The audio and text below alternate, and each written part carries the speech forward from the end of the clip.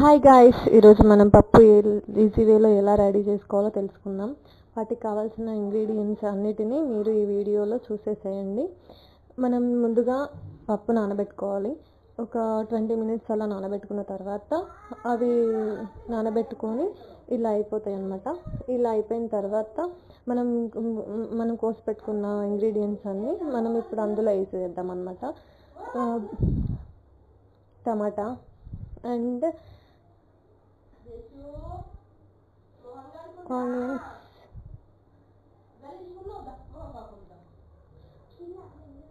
సొరకాయ ముక్కలు,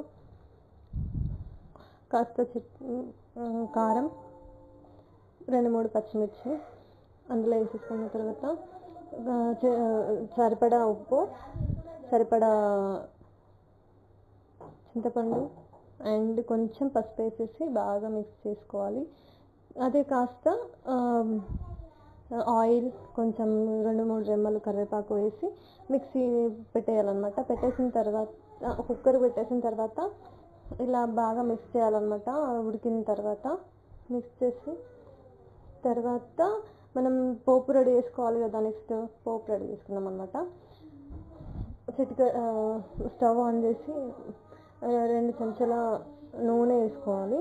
నూనె వేసుకున్న తర్వాత పోపు గింజలు, కరివేపాకు, 2 ఒట్టిమిర్చి వేసుకొని పోపు వేసుకుంటే అయిపోయాయి. మన టేస్టీ పప్పు రెడీ అయిపోయిందండి. మీరు కూడా ట్రై చేయాలంటే చేయండి. కొంచెం షార్ట్గా తీసాను అనమాట. ఓకేనా? Like, share and subscribe. And మీకు ఈ వీడియో ఇట్లా నచ్చింది అంటే కామెంట్ చేయండి.